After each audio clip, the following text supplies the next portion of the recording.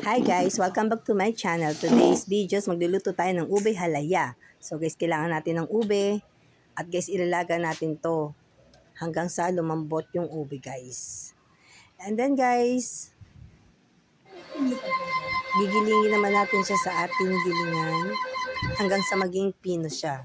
So guys, ito na yung ating texture. So imimix natin ang 2 kilos na ube, 2 cans of condensed and 2 cans of evap, and then 1 kilo of sugar, and then imimix natin, and then lulutuin na natin siya sa tamang apoy. Ayan guys, malapit na siya maluto. So guys, mga 3 hours nyo siyang lulutuin sa mahinang apoy para mas masarap siya at lutong-luto at hindi mapapanis agad guys. So mix lang ng mix hanggang sa maging sticky na yung ating ube. Ang ating ube halaya na napakasarap guys. So guys, please comment, like, share, and subscribe. Pakiclick ang notification bell para lagi kayo updated sa akin videos.